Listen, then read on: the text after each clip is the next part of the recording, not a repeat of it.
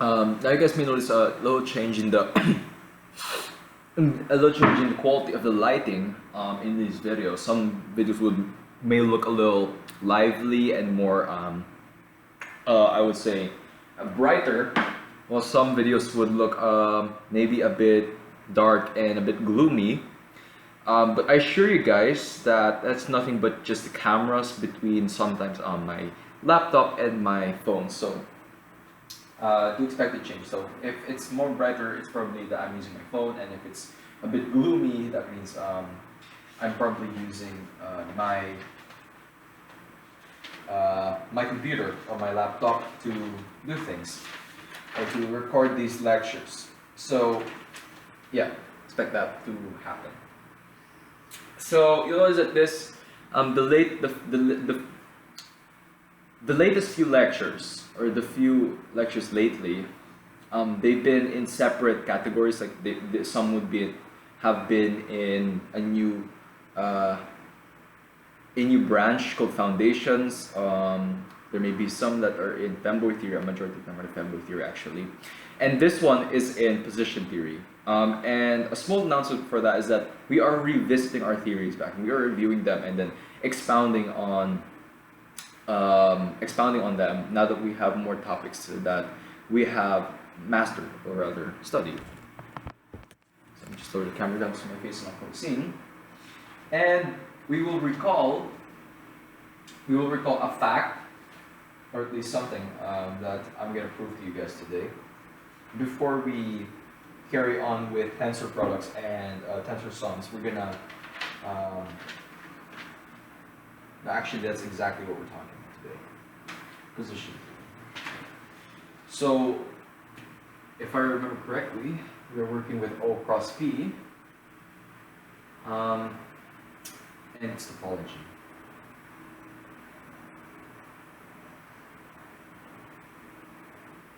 So it's a topological space we are ultimately talking about, though I think we are also talking about the vector space type thing, wherein each vector is described via an O and I'll call it rho in each of these two spaces. We package that into a single thing here, or an array as a vector, and it's neatly represented by an arrow in space. Okay, so we're gonna pick up from the last lecture. I think that not really the last lecture, but from the last other lecture. So an important thing that we need to talk about before I dive into the tensor product and the tensor sum is rank. So what exactly is rank? Rank is the dimension of the space that you get after you put a space through a linear transform.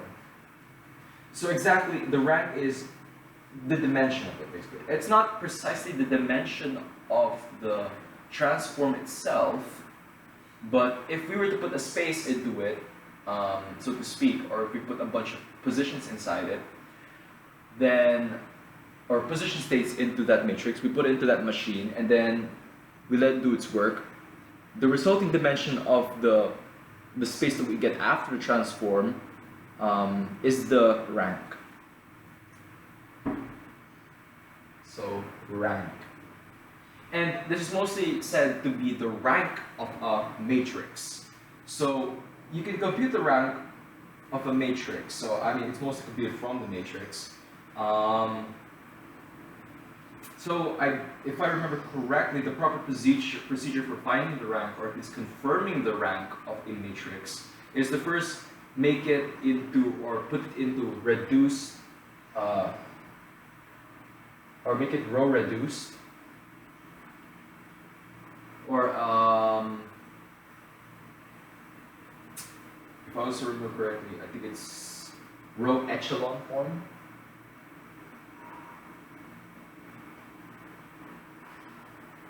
Or some other thing. So either way, you do something to the matrix, and then that procedure should give you the same rank. But really, finding the rank of a matrix is as simple as inspecting the matrix. So let's say I have an m-dimensional space. Let's say not really one-dimensional. Let's say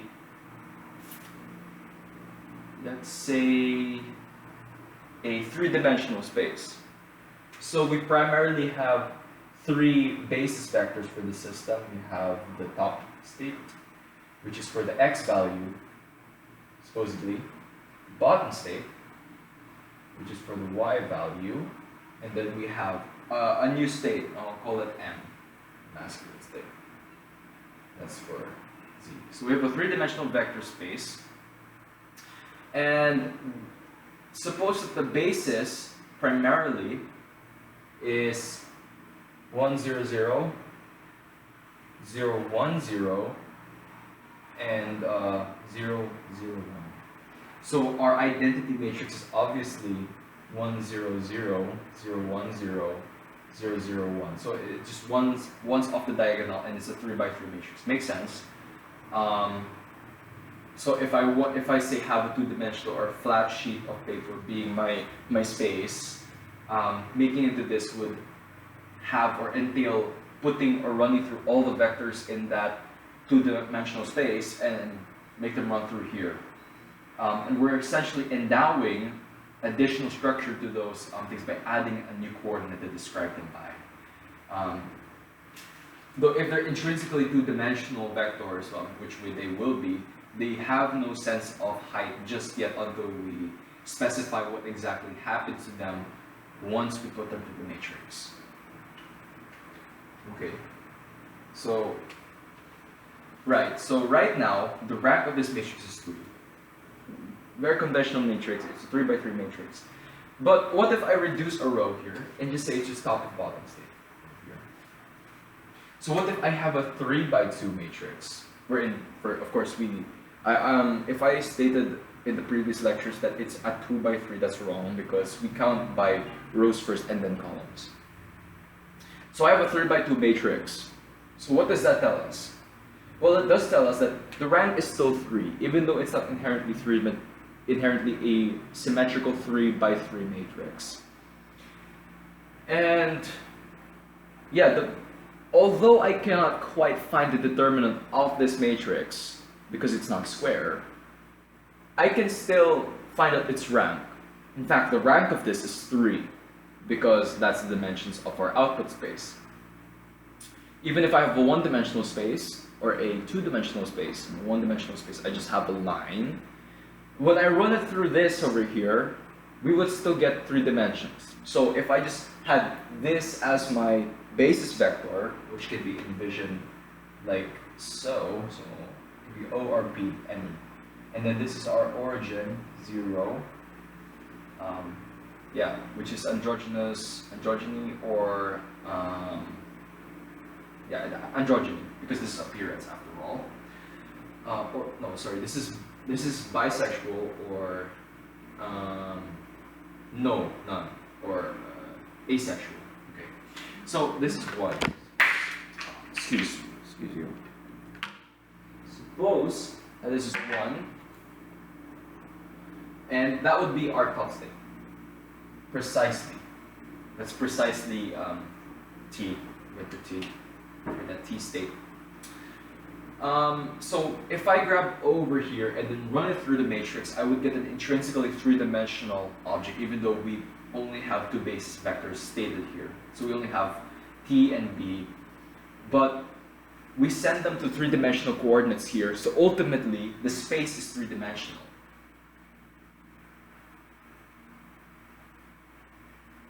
So we have a new coordinate which just stays the same. Now you may be asking, what about the masculine state? What about M? Well, that remains as is, because we didn't specify what exactly it is. So it remains, 0, 0, 1. So K remains the same thing. But you will notice now that T moves to, actually it stays the same way. Yeah, this still stays as 2 by 2 this is still rank 2, I'm sorry. Yeah, because it has no three-dimensional coordinate. Okay. So I'm gonna modify this a bit. Say this is 0, 0, 1, no, 0, 1, 0. Okay, there. That fixes it. So even though our first basis vector, you know, the top state, is in, okay, this is y, this is x. Okay. And this over here, this is precisely I have. And then I have 0 in the x direction, y, 1 in the y direction, and then 1 in the x direction. So it's somewhere over here. That is j hat. And you notice now that because j hat is over there, the y-axis, which is, you know, what j would look like, would not precisely be over here, but the new y-axis would be along j. So it's a skewered version of this. So you'll know that the new system would look something like this. Okay, I'm gonna make the old y-axis dotted, and I'll make the new y-axis under the transformation solid. So this is what it supposedly should look like when we apply the transform. I know it looks a bit crooked, but okay, I know a better way to try it. Just that, and then break it. There. So that's y now, and then this is the new y-axis when we apply this matrix. So every fanboy or every position, every person we can express as positions here along this y over here gets mapped onto a different one here along the span of j hat. So it's skewered, but I guess that's what it means. Now the other vectors aren't dependent on j hat right now, but all we have to know is that yeah, I mean they are affected by j hat. The j hat dictates what exactly their y or what y value they scale, right? So only the y value is affected, not really the x and the y value. The x, I mean the z and x value. The x value stays the same because it's the same exact as if we were to just do an identity matrix. So this one over here is a rank free. So that's another thing to be wary of when you guys are trying to find rank of a space. You guys need to take note of where exactly these guys end up in, right? Where the vectors end up in. If these guys are, you know, if we have some identity matrix over here and then they are exactly in their position as if we'd have an identity matrix in the 3x3 sense, but we just took away like a column, it would still essentially be a rank 2 matrix. Because we would still have only 2 components, mainly 2 components to describe a vector. Because the third component would essentially be nothing because we expressed it as 0. So there is no z component. Now, likewise, if I were to say that all of this is 0, and then I have all of this 0, and then I have now a k coordinate that is like this. So I have k hat. We essentially have k hat. We are complete in the three-dimensional space, three-dimensional sense. We have our top state, we have our bottom state, and then we have our masculine state. We have those. However, notice that the masculine state, so the third basis vector, lands on a 2-dimensional point. It's only, it has no depth, but it has certainly width, but no height. So it's on a flat plane. And notice next that 1 over here, or the top state, it stays at 1, exactly where it was among other, yeah. And we notice that y is nowhere to be found here because it has no coordinates at all. Since it's all 0, it's just at the origin. It collapses to the origin. So in reality, what this would look like would be something like this.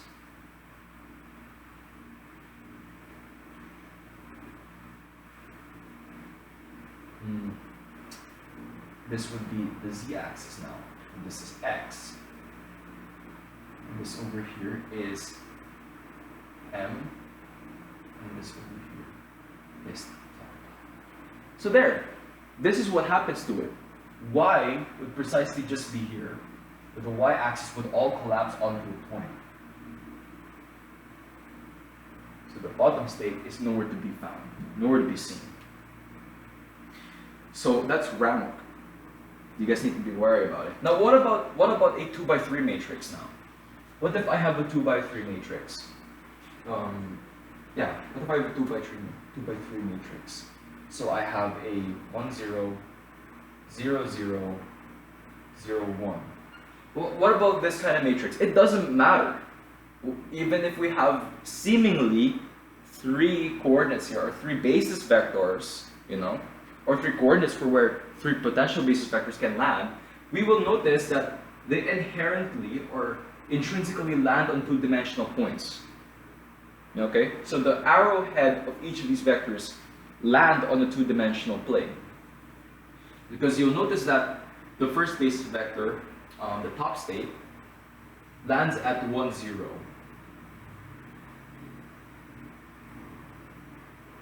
So this is the top state. And then the bottom state, and then this is the masculine state. Okay. The bottom state,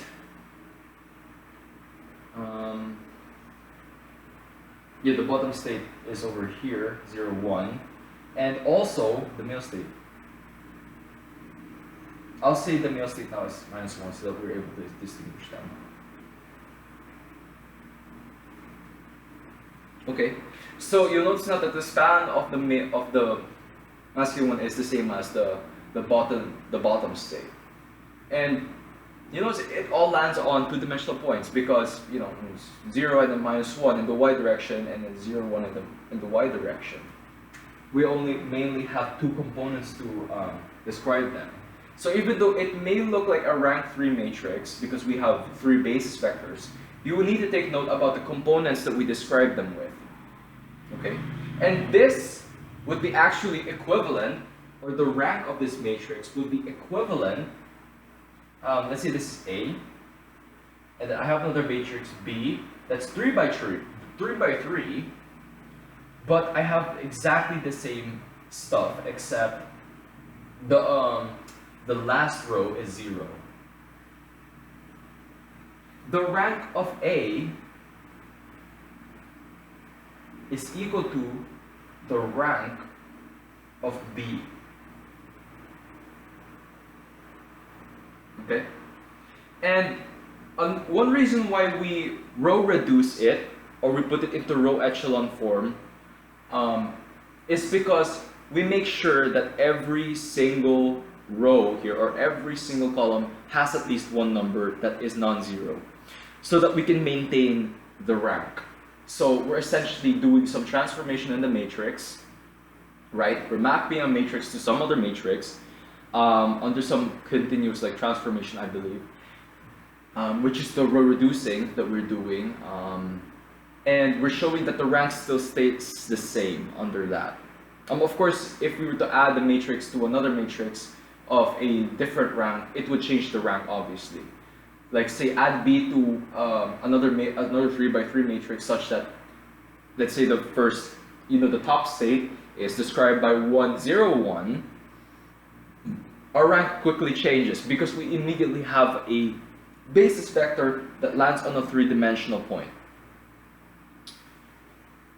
Alright, so that's rank.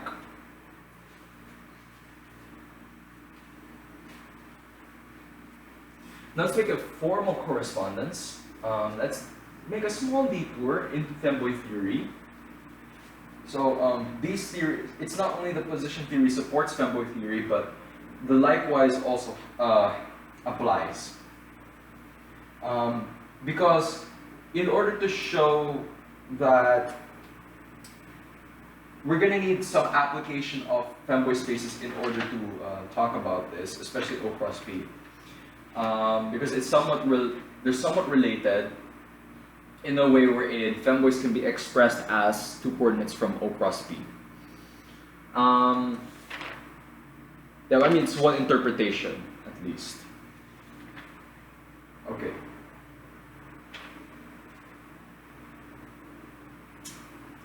So recall that a femboid fx,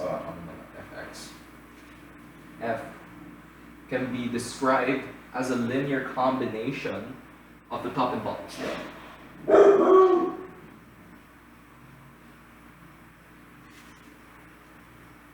Okay, let's write it in vector notation first. So equals some vector xy. F can be expressed by a lemma or a theorem in the earlier parts of this course. You can split this into x times the top state plus y times the bottom state. And perhaps if you guys want a four-dimensional femboid with more depth or more things to describe them by, we can perhaps describe a z coordinate that we described to be the femboid. So it's a three-dimensional point by the masculine state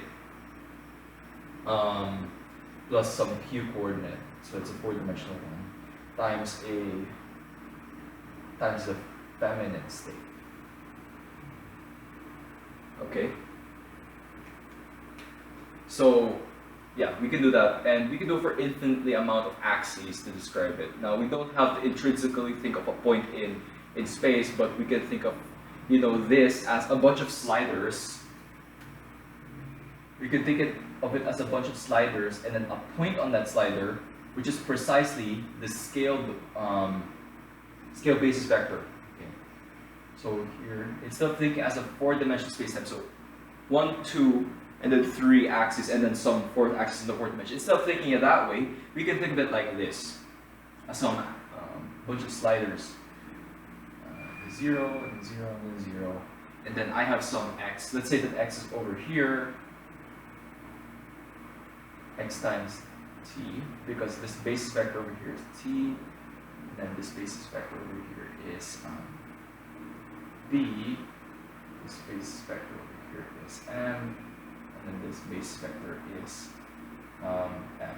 Now these basis vectors are not to scale. All of these have the same measurement, which is precisely just one unit from the origin. And let's say that the person over here is not at all a bottom, so I suppose it would be over here. It would be y of p, y times p at least. And then let's say they are masculine, extremely masculine. So over here would be z times the male state. And then let's say they are not at all feminine because they adhere to some stereotype of a strong gay man. So that's Q times F. So right now, this encompasses our stereotypical strong gay person or strong masculine top person. Yeah. Now, none of these have anything to do with the orientation of the person under question or the state under question. We're just concerned about the linear algebra of things. Okay, so we can think of it like that as a slider. I neglected to mention that in the previous lectures. All we thought about was spatial stuff. We never neglected to think about sliders.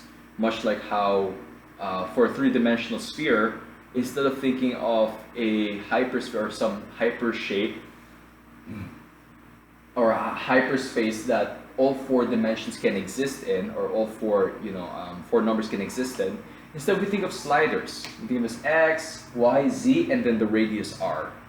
And we need to find just the right, just the right tweaking on these sliders that gives us the right relation that exists on the circle or on the sphere. So going a bit further and applying a little bit more of Fanboy Theory, we now notice that these coordinates get mapped precisely onto their respective spots on here. So x, y, z, and q, which primarily exist in a four-dimensional analog of R4. So what we just mean by this is that we take four distinct outputs from R, not that we take them directly from a four-dimensional space-time. And then we correspond them, we make a bijection between these 4 points and these bunch of sliders. We can think of all these sliders as one space, right? Yeah, So we make a bijection between this and that, and that's precisely our construction of f. The construction of f is precisely a bijection between this and that. So every component, so to speak, every component like x times the top state or q times the feminine state is correspondent to an individual coordinate q, or x and q respectively, in R4. So it's a bijection, honestly. Now you may be thinking, no, it's not a bijection. You may be thinking, no, it's not a bijection. It's possible that it's not. It's possible it's not really, that this space could be smaller than R4. Well, it's a matter of definition. If I say this space has the same cardinality of R4, this is exactly a bijection. Yes. Like say R1, the first component of R, which is the x here, which can be a broad range of values of a long line, could be this over here. Y which we can represent to be all, all new points distinct from x, can belong over here. Z new one can be this one over here, and then Q can be this over here. But we express them in terms of we express every vector that can exist in here in terms of the basis vectors, or the respective basis vectors. All right. So now that we're done talking about rank here. Oh, one more thing. Okay, suppose I have this, right? And I run. Okay, this time it's not really x, y. It's not. This is an inherently four-dimensional vector. Okay, suppose I run this four-dimensional vector through a 3x3 matrix, or a 4x4 matrix, let's say that I want to reduce a quality of this. So because one of the, let's say for instance, okay, just for the sake of argument, I want to reduce a characteristic because it's worthless, and in terms of describing the person I have right now, it has practically no use to me. Let's say the feminine state, because right now, for our example, for the extremely buff top, the feminine state has nothing that can help us right now. So what I want to do is maybe get rid of this axis, or so to speak, reduce the dimension of it. So now we map this onto a four-dimensional space, bijection, and now what we want to do is map this space. We map this space onto a three-dimensional space, which can neatly be expressed as perpendicular axes because we can comprehend three dimensions. But just for the sake of cleanliness, I will still represent it in terms of just sliders. Okay, so how do we get from this to just three components?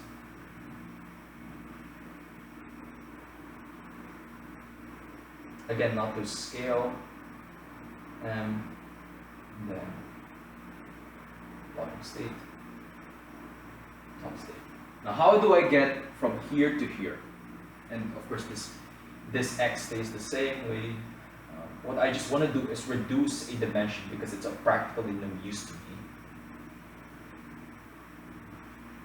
And after this, I'm gonna make another example where I want to reduce this to 2 dimensions now, but I want to maintain the dimensions wherein it's useful to me in terms of expressing that person.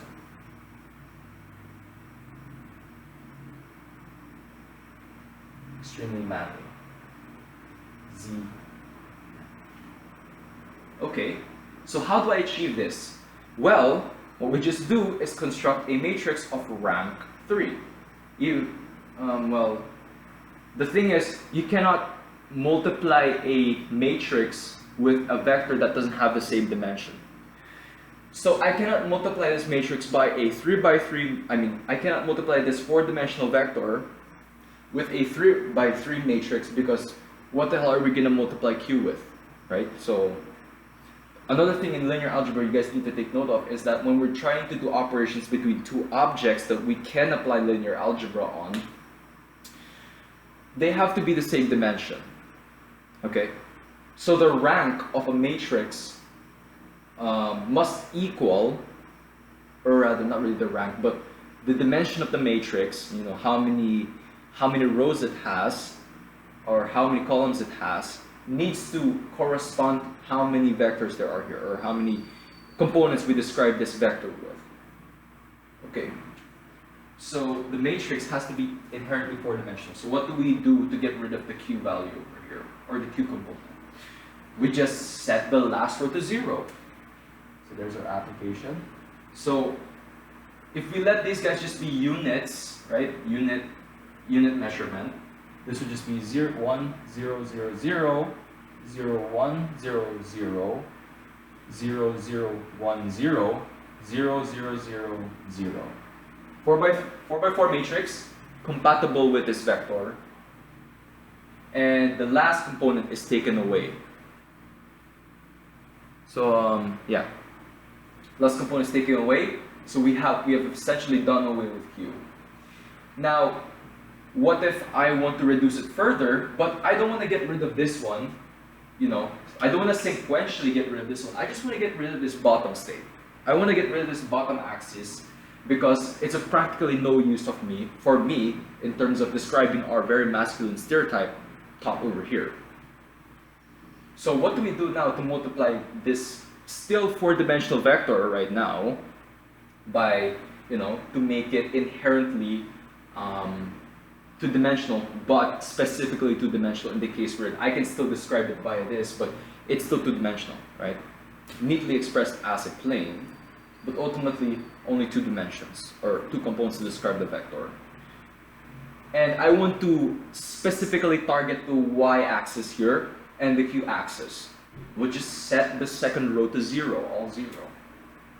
So we multiply the vector by 1, 0, 0, 0, 0, 0, 0, 0, 0, 0, 1, 0, and all zeros in the last row.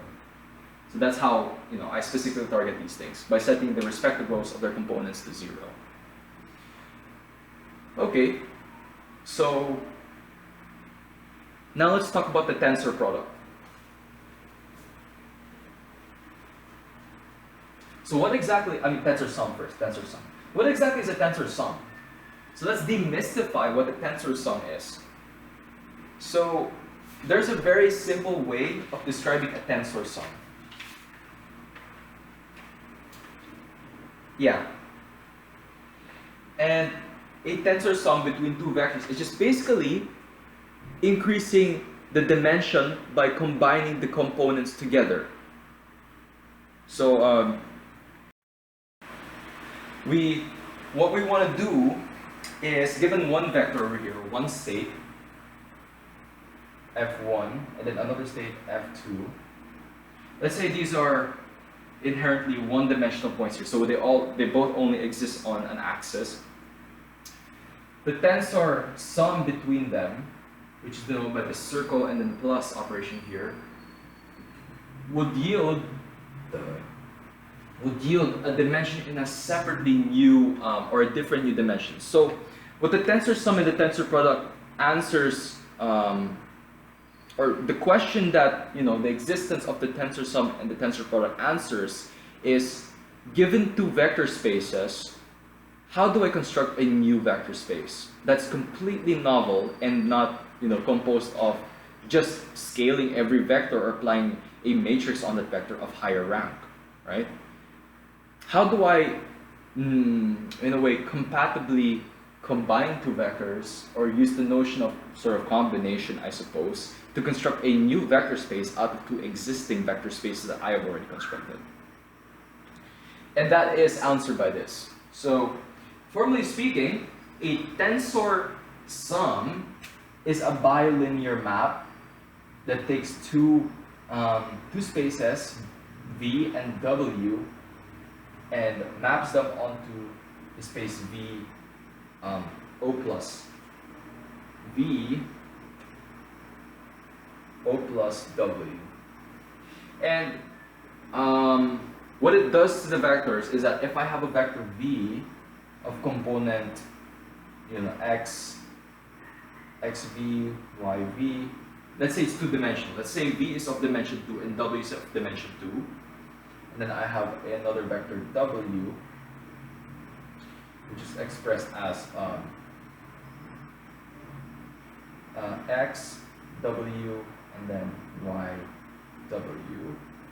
The tensor sum, or the resulting, image under this map, VO plus W, is precisely XV, XW, YV, YW. So this is exactly what you do. We just combine them together. I mean, it does it. I don't think it matters the order of it. Yeah, I don't think the order matters here. I think it depends on which one you put first. So if it's V first, obviously it's the X components of the V and then the corresponding one. So X values first and then the corresponding Y values. Either way, we would yield a four-dimensional vector, which is best expressed as sliders instead of a space itself. So that's a tensor sum. So let's make an example.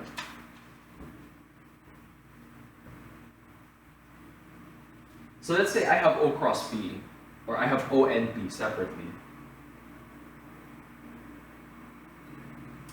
O is our orientation, and then P is our appearance interval. P is an inherently two-dimensional thing because we can have actually it's one-dimensional, sorry. One dimension. It's actually it's just one-dimensional. And then we have our orientation, which is you either like a girl, you like a guy, or you like both, or you like none. We're gonna assume the former with respect to this one. So it's gonna be bisexual. So 0 is indicative of the bisexual. Okay, it depends on definition which O you actually end up with. Okay, so what do we do here? Okay, let's take the tensor sum between these two.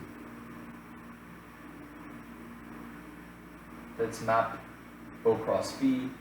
So it's not the space O cross P itself, but we take two inputs from O and P, and then we send them over. So we construct some new space from these two that isn't the O cross P that we know and love, but somewhat similar to it. So O plus P. Math cal P. So if I have a vector O in O, and then P,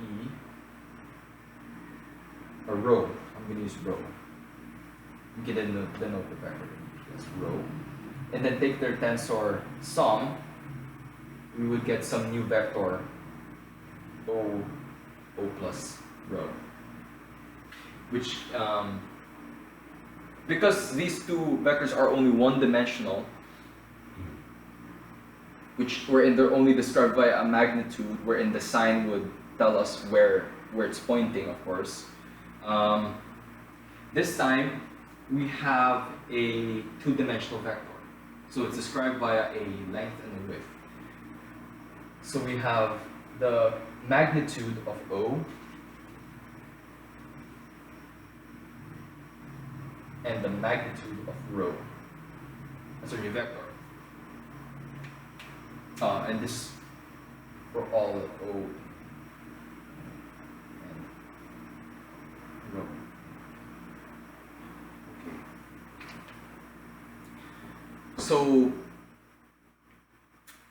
I now have a space that has dimension 2 from two spaces of dimension 1.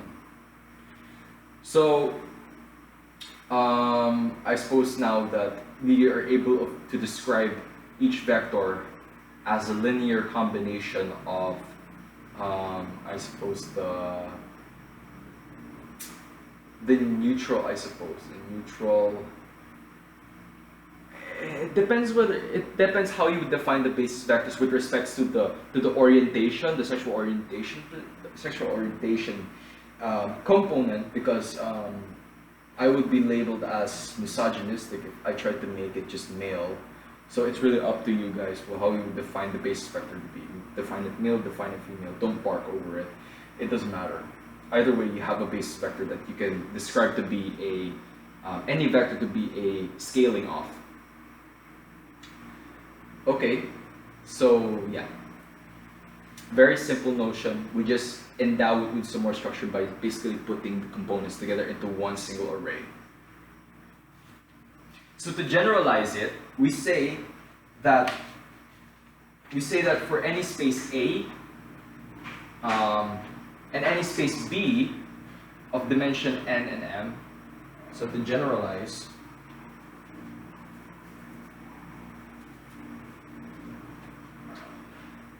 I have an A to the n space,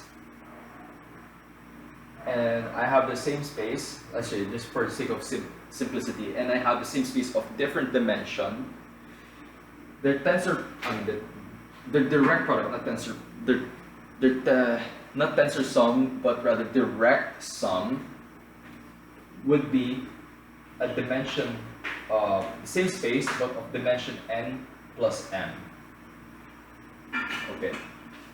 So that's a generalization. You notice that because previously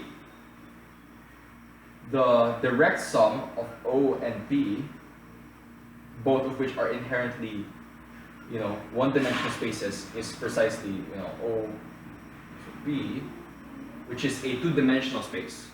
This is a two-dimensional space. These both O cross P or O and P are one-dimensional spaces. So you would see now why this is the case. And likewise with R.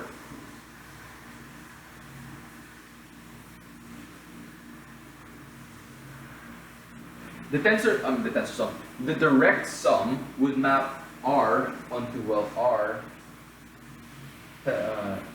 direct sum R, which is R2, essentially R2. So we state now that our direct sum R is equal to R2. Because I have one vector of only one component to describe it, and I have another vector with only one component to describe it. I put those two together into one single array, I get a two-dimensional vector, which exists in R2. Likewise, if I have all integers, right? If I describe any vector with respect to just integers, the same rule applies, or the same thing happens. When I take two integers, or integer vectors, described by just their magnitude, and take their direct sum, I would get a two-dimensional space of vectors described via integers as their components.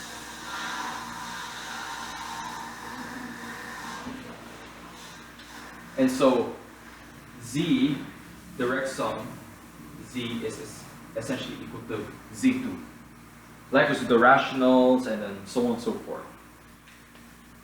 Yeah. Now, if you define O and P to be some subset of R, then most certainly this would apply because it is already true for R, direct sum R. Now, a generalized direct sum, right, is just basically adding up each of these guys. So, a generalized direct sum is denoted by this big O plus. So, I equals 1 to n of some A sub I. And I suppose some indexed J.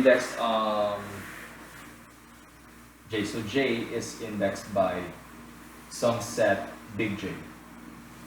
Okay? So the tensor sum of this would just be resulting space A, add all of those, or just A, right? A. Oh, actually, the better way of describing this is not by indexing J directly, saying I, or there. Let's just say that J is an element of some J. So it's a specific sequence of J's that are distinct from each other, and not ascending or have specific order. Okay. Okay, that would just be A, and then that would just be I equals 1 up to J of J. So if J ranges from 1 to, let's say, to 1 and 2, or the set J is 1 and 2, then our corresponding direct sum between, the A here would just be a to the 3. You know, A3 space. So it's a 3-dimensional space. Okay, so that's a generalized direct sum. Now let's talk about the tensor product. And the tensor product is a bit different. In fact, tensors are much different objects as, you know, just regular sums, because tensors are somewhat of it's a very important thing in physics, most definitely. And we will discuss it much later in the course, or maybe more footnotes. But tensors are a very important concept, and we're not quite willing to dive right into them yet. Our confidence in the knowledge of this subject or knowledge of tensors is not quite there yet, or not in place yet. But a tensor is somewhat acts like, you know, the direct sum and the tensor product, which is a bilinear map. But I don't think the tensor is necessarily or inherently or intrinsically a bilinear map. It could be a multilinear map. I mean, you know, the direct sum could be a multilinear map. We can take multiple spaces and then take the direct sum and then have a multi-dimensional space. So, the tensor product is just a multiplication analog of the direct sum. So if I have two vectors, A, B, start with a 2-dimensional case because it would be hard to do a larger than 2-dimensional case. Let's give the formal definition first. Okay, the formal definition is, it is a bilinear map. It takes two spaces V and W and gives us V O cross W. And if V is of dimension n and W is of dimension m, the resulting V O cross m has n times n dimensions. So if the direct sum gives us n plus m dimensions, the tensor product gives us n times n, m dimensions. So if I have a vector V that's expressed as AB, and I have a vector W that's expressed as XY, V O cross W is this. So we multiply this, each component here to each component here. So AX, AY, BX, BY. So you notice now that because we have 2 dimensions for each of these vectors, we describe these vectors via 2 components. As I said a while ago, we get a 4-dimensional vector under the tensor product. And again, as I said in the beginning of this lecture, or before I started discussing about the direct sum and the direct product, this is another way of constructing a vector space out of 2 vector spaces that we have already constructed. I'm assuming that, of course, that V and W here are constructed and well defined already. Okay? That we have some notion of addition and subtraction, because a vector space, as I stated from the beginning, is not just a set of vectors, but there's also a couple of rules that we need to satisfy. So it's a structure. It's somewhat of a structure. It's not just a set of vectors at this point. Although, yes, you could think that it is a set of vectors, there ultimately needs to be a notion behind our basic intuition of adding vectors, subtracting vectors, and multiplying vectors. Or scaling, and also scaling vectors by scalars. So, yeah. This is it. So, an example, of course, is O cross P, again. But let's make it a bit more complex. Let's say this time that we have 2 sets of them. Or let's have O cross P cross D, dynamic. So let's take the direct product between O, P, and the dynamic space. I don't know the map cal of D, so I think I'll just write it as map D, D, D. The dynamic is an inherently 2-dimensional space. Or no, it's still 1-dimensional. All these are 1-dimensional, sorry. So these are 1, 1, 1. Now, the thing is, unlike the tensor sum, which get this, would give us a 3-dimensional space, this would just give us, surprisingly, a 1-dimensional space. Because for every O here, and which is described as sum A, and then some P here, a row, described as some B, and then some D here, which is described as C. Notice that the tensor product between these three just give us A times B times C. But inherently speaking, it's still a one-dimensional vector.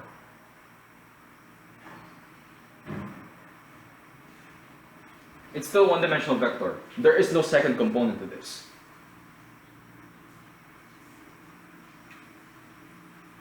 Okay. So what if I try to, just for the sake of curiosity, let's say integers, positive integers or natural numbers excluding 0. Let's say I have a person, right? I have a person, but I want to describe him in terms of his age, or their age. I don't want to assume it's just like their age and their, orientation or sexual preference. So that would mean that I am describing or having a Cartesian product between O and the natural numbers. Now this is the best way of writing natural numbers. Okay. Exclude 0 because we don't have 0 years old. That means they just don't exist. So what if I want to take a tensor product between these two?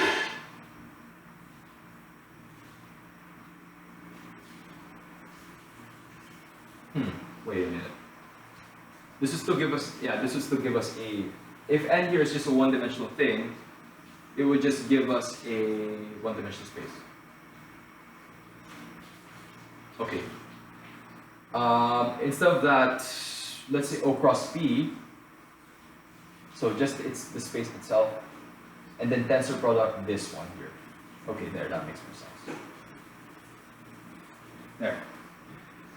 So yeah, what's our tensor product between these two? So of course, excluding 0, right? We just multiply every natural number to every vector that we know of in O cross P. So if I have a two-dimensional vector here, a person described as some, let's say, alpha beta, we just multiply the tensor product between, of course, this here and a natural number n. We just be scaling these by n. So we're not inherently describing the people here with respect to their age or whatever. We're just taking the tensor product between these two. Okay, so we're modifying it with respect to age. So I have, for each person in O cross P, I have an age, right? And then I suppose the tensor product would be like how that age sort of affects it in terms of scaling. Yeah, the coordinates. And then I have some natural n.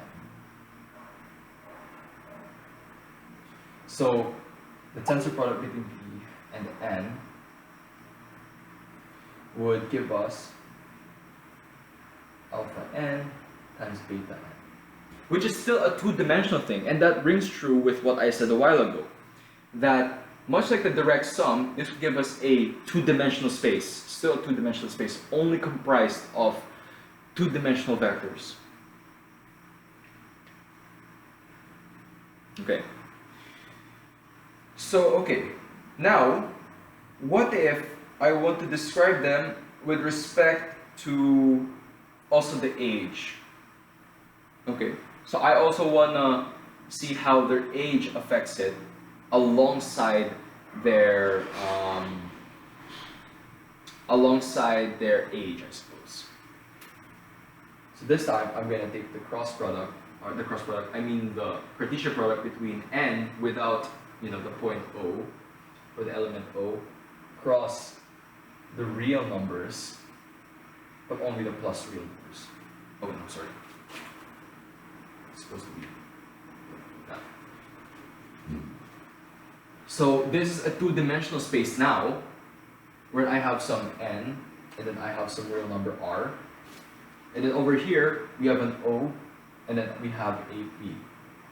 Now, it's a vector. Each of these are vectors, so I will use angle bracket notation. This is not a structure, okay? This is a vector. In terms of position theory, we use angle brackets to denote vectors more compactly, not structures. Or, yeah. Okay, so I want to find out the tensor product of these two. So we just multiply them together. So rho, tensor product, and R. That gives us O times N, rho times R, rho times N, rho times R. It gives us a four-dimensional vector. Let's try out these two. So essentially what I'm saying here is that given a certain person and a certain random age and height of a person, I want to construct a new space that is formed out of these guys. So out of curiosity, maybe just experiment. It's not that it can be applied anywhere. So you'll now notice that this map has a, if we carry over the notion of rank, the rank of this map would be precisely 4. And the one a while ago was 2, and the one before that was 1. The first two examples were 1. So yeah.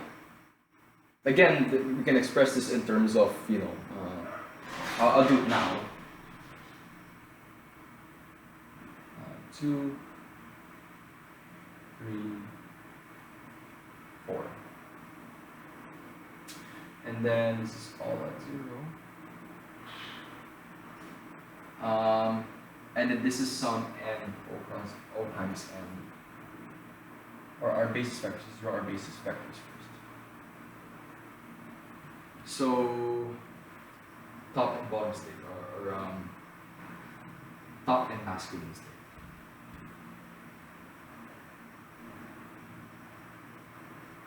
Yeah, appearance and orientation.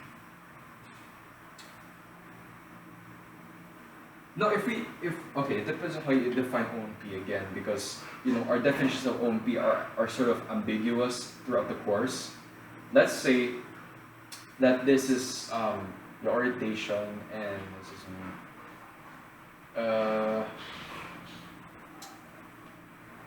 let's say that this over here is the dynamic. No, not dynamic. This is position, and then this is O is our orientation. So let's use the gauge state. G.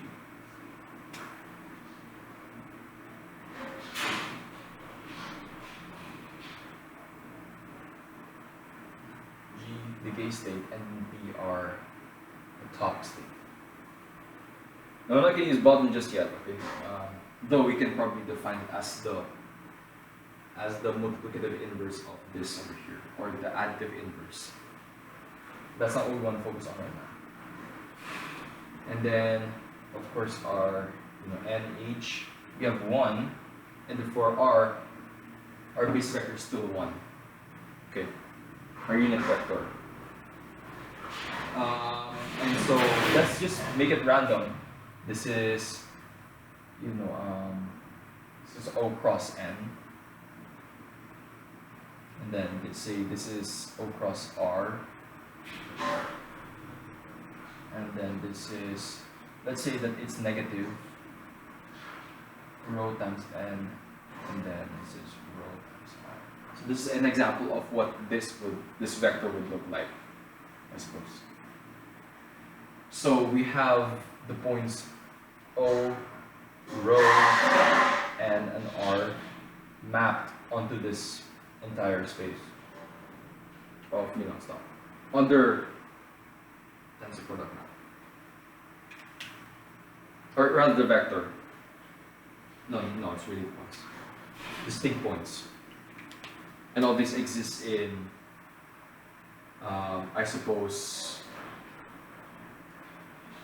O cross B cross the naturals without 0 cross the positive real numbers.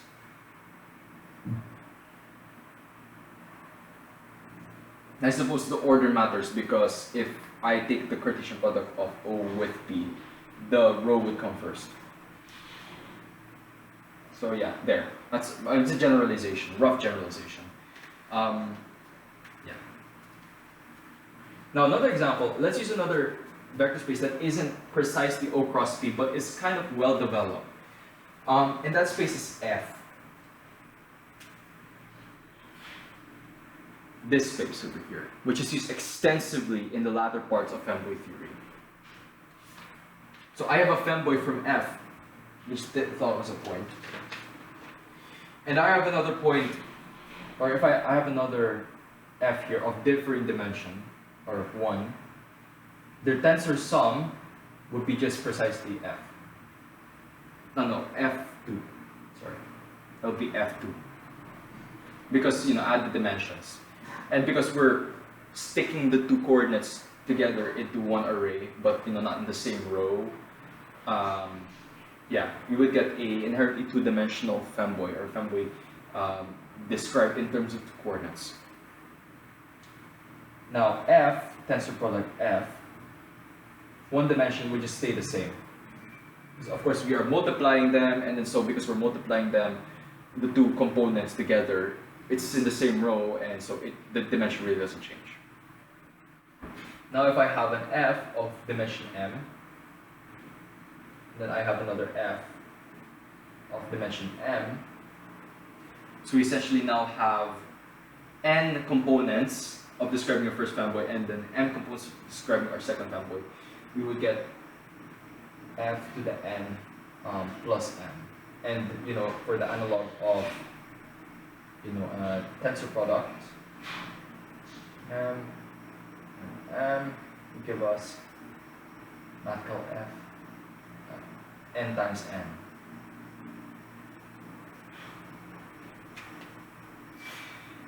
Now, it depends on how you define it, but this over here is commutative. So with the tensor product, we can actually form a group from f here. So all possible f we can construct of any varying dimension with this would form a group.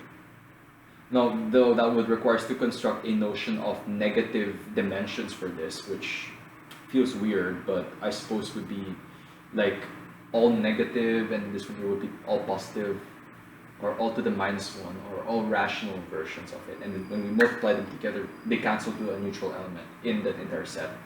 But we'll explore that concept in some other time. So there's F. So every femboy, And this is actually like one of the things that we've led up to. One of the most important things that we have discovered here in Lyceum, say Candice. I wanted to talk about this in Fanboy Theory, but I realized since tensor products and tensor sums are not inherently that useful in abstract algebra at the moment, I suppose I would sort of give them a glimpse, or give you guys a glimpse of them here in position theory. So yeah, this is a tensor product and the tensor sum, and this is a good place to stop.